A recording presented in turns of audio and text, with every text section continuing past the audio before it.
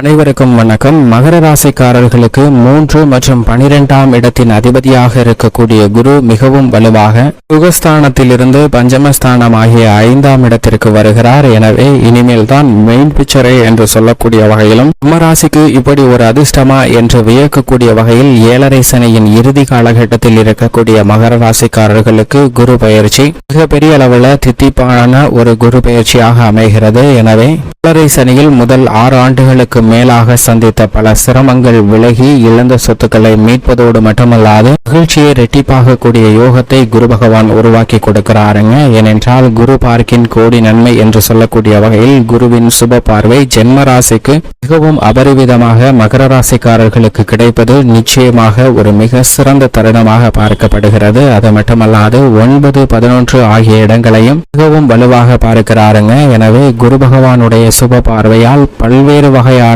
அதிர்ஷ்ட யோக வாய்ப்புகள் நிறைந்து கிடைக்கக்கூடிய ஒரு தருணமாக தான் நிச்சயமாக பார்க்கப்படுகிறது.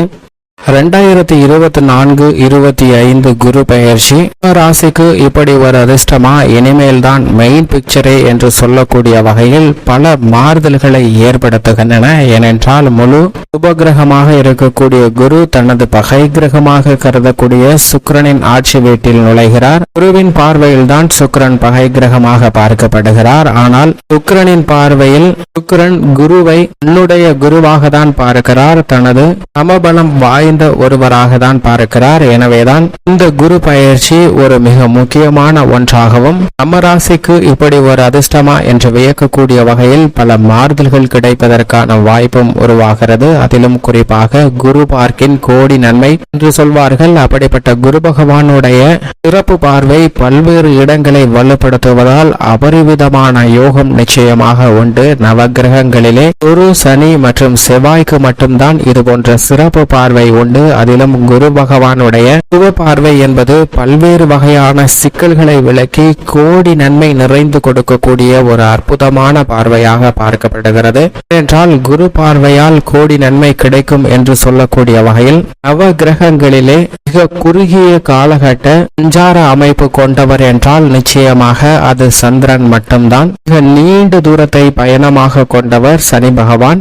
ஒரு ஆண்டிற்கு ஒரு முறை தன்னுடைய ராசியை ஒரு ராசியிலிருந்து மற்றொரு ராசிக்கு மாற்றுகிறார். இந்த தருணம் மேச ராசியிலிருந்து ரிஷப ராசிக்குள் நுழைகிறார். நவகிரகங்களிலே மிக சிறப்பு என்றால் சந்திரன் என்று நாம் சொல்லிவிடலாம். எனவேதான் நவகிரகங்களிலே சந்திரனுக்கும் தான் மிக சிறந்த பலன்களை கொடுக்கக்கூடிய கிரகமாகவும் மனித வாழ்வில் மிகப்பெரிய மாற்றத்தை ஏற்படுத்தக்கூடிய சக்தி வாய்ந்தவராக இருக்கக்கூடிய மனோபாவத்தை அடைகிறார். ஏனென்றால் பௌர்ணமி வேளையில் குருவிற்கு இணையான சுப பலன்களை அள்ளி கொடுக்கக்கூடிய சக்தியும் அதே சமயம் அமாவாசை தினத்தன்று சனிக்கு நிகரான சிரமத்தை ஏற்படுத்தி கொடுக்கக்கூடிய சக்தியும் இவருக்கு உண்டு. கன்னட காலத்தை குறிப்பிடுவதில் மிகப்பெரிய அளவுல பங்கு வகிக்கிறாருங்க சந்திரன். எனவேதான் சந்திரனுக்கு எந்த ஒரு உயிராக இருந்தாலும் அதனுடைய ஜாதகத்தை பலன்களை என்னால் மட்டும்தான் துல்லியமாக கணிக்க முடியும் என்ற ஒரு அகந்தையும் வந்து விடுகிறது. மற்ற கிரகங்களை பார்த்து நீங்கள் என்னதான் பலன் கொடுத்தாலும் ஒருவருடைய வாழ்க்கை இப்படிதான் என்று என்னால் துல்லியமாக சொல்லிவிட முடியும் என்று சவால் விடுகிறார். இதை பார்த்த குரு மற்ற கிரகங்களை கேட்க மற்ற கிரகங்கள் ஓரளவிற்கு சரி சந்திரன் சொல்லுவது அப்படியே விட்டுடுங்க, அவரே சிறந்த பலன் கொடுக்கிறவரா இருக்கட்டும் அப்படின்னு பல கிரக நிலைகள் ஏற்றுக்கொள்கின்றன. ஆனால் குரு இதுல எனக்கு ஒரு சந்தேகம் இருக்கு, நீ தெளிவுபடுத்திட்டீங்கன்னா நானும் ஏத்துக்கிறேன் அப்படின்னு குரு சொல்றாரு.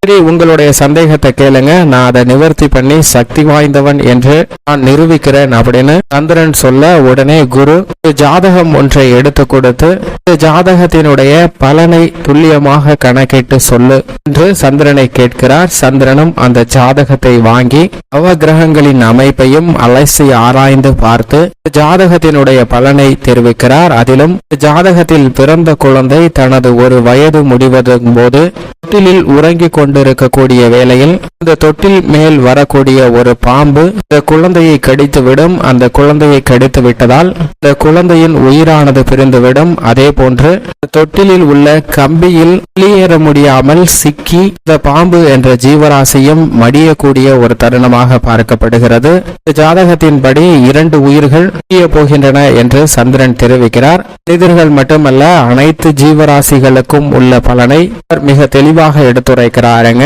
சரி, நடக்கிறதா என்று பார்ப்போம் என்று குரு மற்றும் சந்திரன் இருவரும் பொறுமையாக காத்து கொண்டிருக்கின்றன. பல மாதங்கள் உருண்டோடி அந்த ஒரு வருடம் நிறைவடையக்கூடிய தருணத்திற்கு அந்த குழந்தை வந்து விடுகிறது. அப்போது சந்திரன் நேரடியாக குருவிடம் வந்து, இன்னும் இந்த ஒரு வருடம் முடிவதற்கும் அந்த குழந்தை இருப்பதற்கும் இன்னும் 10 நிமிடங்களே இருக்கின்றன. பாருங்கள், நாம் இருவரும் சென்று கணித்தது சரியாக நடைபெறுகிறதா, நிச்சயமாக உள்ளதா என்பதை பார்க்கலாம் என்று சந்திரன் குருவை கூப்பிடுகிறார்.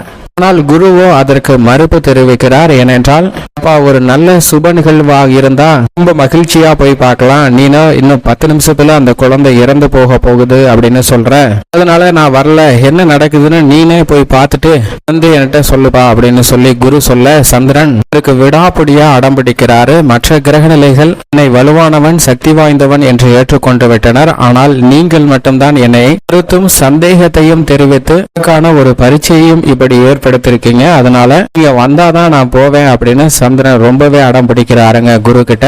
உடனே குரு, என்னப்பா இவ்வளவு தொல்லை பண்றியே, சரி நான் வரேன் அப்படின்னு சொல்லி குரு சந்திரன் இருவரும் இணைந்து அந்த குழந்தை தூங்கி கொண்டிருக்கக்கூடிய அந்த தொட்டில் மற்றும் அந்த பாம்பு என்ன பண்ணுகிறது என்பதை பார்ப்பதற்காக அந்த இடத்திற்கு செல்கின்றனர். மிகப்பெரிய மரத்தின் மீது இந்த பாம்பு ஒரு மர கிளையில் ஒரு மாடி மீது விழுகிறது. அந்த மாடியிலிருந்து குழாய் வழியே இறங்கிய பாம்பு வீட்டின் ஜன்னல் வழியாகவும் இணைப்புக்காக பொருத்தப்பட்டிருந்த பைப்பு வழியாகவும் அந்த குழந்தை தூங்கி கொண்டிருக்கக்கூடிய இந்த தொட்டிலுக்கு மேலே வந்து விடுகிறது. அந்த குழந்தை தூங்க வைத்துக் கொண்டிருக்கக்கூடிய தொட்டில் சேலையில் கட்டப்பட்டிருக்கிறது. அந்த சேலைக்கு உயரம் பத்தவில்லை என்று ஒரு இரும்பு கம்பியும் இடத்தில் மாட்டி விடப்பட்டிருக்கு. இப்ப அந்த இடத்துக்கு சரியா அந்த பாம்பு வந்துருச்சு. இன்னும் 2 நிமிடங்களே இருக்கு. இந்த பாம்பு அந்த கம்பிக்கு முகாமையில் வந்து கம்பி மேல ஏறி குழந்தை தூங்கி கொண்டிருக்கக்கூடிய அந்த சேலையின் நுனியை அடைந்து விடுகிறது.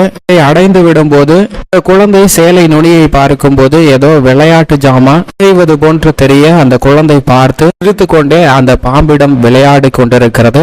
இதை பார்த்து சந்திரன் தெரிவிக்கிறார், தான் இன்னும் சிறிது நேரம் செய்வதற்குள் இறக்க போகிறோமோ என்ற பயமே இல்லாமல் அந்த குழந்தை சிரித்து விளையாடி கொண்டு மகிழ்ச்சியோடு இருக்கிறது பாருங்கள் என்று குருவிடம் சொல்கிறார். குருவோ, ஆமா, அந்த குழந்தை ரொம்ப மகிழ்ச்சியா இருக்கு அப்படிங்கிறத சொல்லியிருக்கார். மட்டும் இல்லாம இந்த குழந்தை தன்னுடைய வாழ்நாள் முழுவதும் மகிழ்ச்சியாக இருக்கணும் அப்படின்னு நான் நினைக்கிறேன் அப்படிங்கிறதையும் சொல்றார். சந்திரனுக்கோ கோபம் வந்துருது. இன்னும் 1 நிமிடத்திற்குள் அந்த குழந்தை இறக்க போகுது. பாம்பு அந்த இடத்துக்கு வந்த உடனே குழந்தையை தீண்டி விட்டு அது மேலே ஏறும்போது அந்த கம்பி வழியா மாட்டி அதுவும் தன்னுடைய உயிரை பிரிய போகிறது அப்படிங்கிறத சந்திரன் தெரிவிக்க, இதை பார்ப்போம் என்று குரு அங்க பார்க்கிறாருங்க. பார்த்தால் பாம்பு அந்த சேலை அருகாமையில் வந்தது. பேசி இன்னும் சில வினாடிகள் இருக்கும் போது அது திரும்பி செவுத்தின் பக்கவாட்டில் இருக்கக்கூடிய ஒரு ஓட்டைக்குள் நுழைந்து வெளியே தான் வசித்த மரத்தின் மீது ஏறி வெளியே சென்று விடுகிறது. இதை பார்த்த சந்திரனுக்கு ஒரு பேரதிர்ச்சியாக இருக்கிறது. என்னடா, நம்ம இவ்வளவு கஷ்டப்பட்டு துல்லியமா கணிச்சோம், ஆனா இந்த குழந்தையும் இறக்கல, அந்த பாம்பும் இறக்கலையே, எப்படி இந்த 2 நிகழ்வுகளும் தவறாக முடிந்தது என்று சிந்தித்து சந்திரன் அந்த ஜாதகத்தை மீண்டும் எடுத்து வந்து ஆராய்ந்து பார்க்கிறார். எல்லா கட்டங்களும் சரியாக தானே இருக்கிறது. கிரகங்களின் அமைப்பும் சரியான முறையில் இந்த குழந்தையின் ஆயுள் காலம் முடியக்கூடிய அமைப்பை தான் காட்டுகிறது. இதில் குரு பார்வை கூட இல்லையே, இப்படி இருக்க எப்படி இந்த குழந்தை தப்பித்தது என்று குருவிடம் கேட்க, குரு மறுமொழியாக என்ன சொன்னாய் என்று கேட்கிறார் சந்திரனிடம். குரு பார்வை கூட இல்லையே, எப்படி இந்த குழந்தை பிழைத்தது என்று கேட்கிறார் சந்திரன். குரு, நீ கேட்ட கேள்வியிலே பதில் உள்ளது என்று சொல்கிறார். குழந்தையின் பிறந்த ஜாதகத்தில் பாம்பு ஜீவராசியின் ஜாதகத்தில் குரு பார்வை இல்லை. ஆனால் இந்த குரு பார்வையை நீதான் உருவாக்கினாய் என்பதை மறக்க வேண்டாம் என்று சந்திரனிடம் சொல்லும் போது சந்திரனுடைய அகந்தை அப்போதுதான் அழிகிறது. மட்டுமல்லாது சந்திரன் குரு இணைந்து குரு சந்திர யோகத்தையும் மிகப்பெரிய அளவுல சக்தி வாய்ந்ததாக கொடுக்கக்கூடிய ஒரு சிறப்பான அம்சமாகவும் ஜோதிடத்தின் வழியாக பார்க்கப்படுகிறது. இதுதான் இந்த குரு பயிற்சியில் குரு சந்திர யோகம், குரு சுக்கிர யோகம், குரு சுக்கிர மங்கள யோகம் என பல யோகங்கள் நிறைந்திருந்தாலும் குரு சந்திர யோகம் என்பது மிக பெரிய அளவில் ஏற்படக்கூடிய இன்னல்களை கூட விலக்கி மகிழ்ச்சியை ஏற்படுத்தும். எனவேதான் குரு பார்க்கின் கோடி நன்மை என்று சொல்லப்படுகிறது. இப்படிப்பட்ட முழு சுபகிரகமாக இருக்கக்கூடிய குரு பகவான் ஒருவருடைய ஜாதக அமைப்பில் 2, 4, 5, 7, 9 மற்றும் 11 ஆகிய இடங்கள்ல அபரிவிதமான செல்வ செழிப்பையும் முன்னேற்றத்தையும் அள்ளி கொடுப்பாருங்க.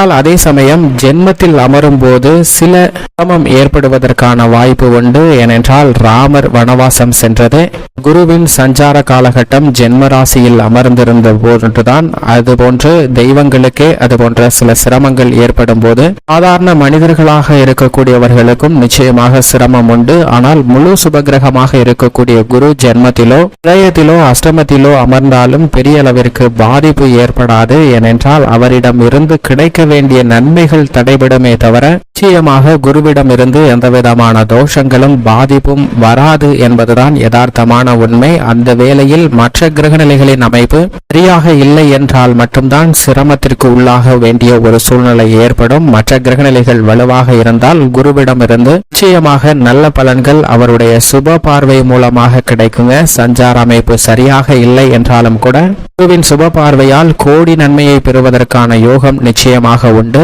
மட்டுமல்லாது குருவின் நட்பு கிரகமாக சூரியன், சந்திரன், செவ்வாய் போன்ற கிரகநிலைகளும், சமகிரகமாக சனி, ராகு, கேது போன்ற கிரகமும், பகை கிரகமாக புதன், சுக்கிரன் ஆகிய 2 கிரகநிலைகளும் இருக்கின்றன. இருந்தாலும் கூட புதனும் சுக்கிரனும் குருவை தனது சமகிரகமாக பார்க்கின்றன. எனவேதான் நவ கிரகங்களிலே பகை கிரகம் இல்லாத ஒரே கிரகம் என்றால் அது நிச்சயமாக குரு மட்டும்தான். இவைதான் வானியல்களின் அரசன் என்று சொல்லப்படுகிறாருங்க. மனித வாழ்வுல எதிர்பாராத சிறப்பான வளர்ச்சியும் முன்னேற்றத்தையும் நேர்வழியில் உண்டாக்கி கொடுக்கக்கூடிய சக்தி வாய்ந்தவராக இருப்பவர் குரு மட்டும்தான். அவரது ஆட்சி வீடாக தனுசு, மீனமும், ஏற்ற வீடாக மகர ராசியும், உற்ற வீடாக கடகராசியும் பார்க்கப்படுதுங்க. இப்படி குரு தனது நட்பு வீடான மேசராசியிலிருந்து பகை கிரகமான சுக்கிரனின் ஆட்சி வீட்டிற்குள் நுழைந்தாலும் மிக பெரிய அளவுல அதிரடியான மாற்றத்தை ஏற்படுத்தி கொடுக்க போகிறார். இப்படி குருவின் சஞ்சார அமைப்பு இருக்க மகர ராசிக்காரர்களை பொறுத்தவரைக்கும் குரு பூர்வ புண்ணியஸ்தானம்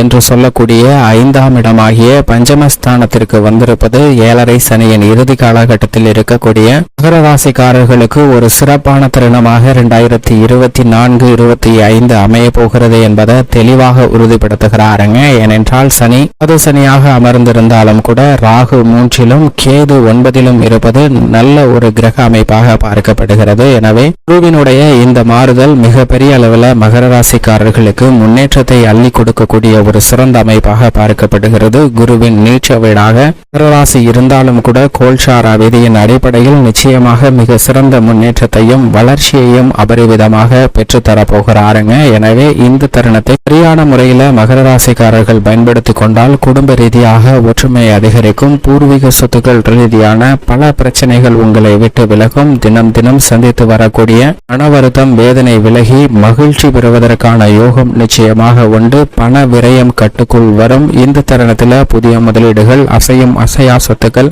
வாங்குவதற்கான அதிர்ஷ்ட யோகம் நிறைந்து கிடைக்கக்கூடிய ஒரு தருணமாக பார்க்கப்படுகிறது. குரு பகவானுடைய சுப பார்வை பாக்கியஸ்தானத்திற்கும் லாபஸ்தானத்திற்கும் ஜென்மராசிக்கும் கிடைப்பதால் விதி சார்ந்த விஷயங்கள்ல பெரிய அளவிற்கு சிக்கல் இல்லை. சங்கிலி தொடர்போல் நீண்டு வந்த கடனை முற்றிலும் விலக்குவதற்கான நல்ல வாய்ப்பை உருவாக்கி கொடுக்கிறாருங்க. திருமணம், காதல் திருமணம் செய்வதற்கு ஏற்றதொரு தருணமாகவும் பார்க்கப்படுகிறது. எதிர்பார்த்து கொண்டிருக்கக்கூடிய புத்திர பாக்கியம் நிச்சயமாக இந்த தருணத்தில் மகர ராசிக்காரர்களுக்கு உண்டு. உத்தியோக ரீதியாக ராசியின் அதிபதி ஆட்சி பலம் பெற்று தனஸ்தானத்தில் இருக்கிறாருங்க. அவை சில சிரமங்கள் இருந்தாலும் கூட குரு பகவான் 5ஆம் இடத்திற்கு வந்திருக்கக்கூடிய இந்த தருணத்தில் அமோகமான முன்னேற்றம் உத்தியோக ரீதியான பணிகளில் நிச்சயமாக கிடைக்க போகிறது. நீங்கள் கனவிலும் எதிர்பாராத வகையில இடம் மாறுதல், பதவி உயர்வு என பல விஷயங்கள் மிக சிறப்பான முன்னேற்றத்தை முன்னேற்றத்தை பெற்றுத்தரக்கூடிய வகையில் நிச்சயமாக மகர ராசிக்காரர்களுக்கு அமைகிறது. அது மட்டுமல்லாது புதிய வேலை வாய்ப்பு, வெளிநாட்டு வேலை வாய்ப்பு, நிரந்தர வேலை வாய்ப்பு என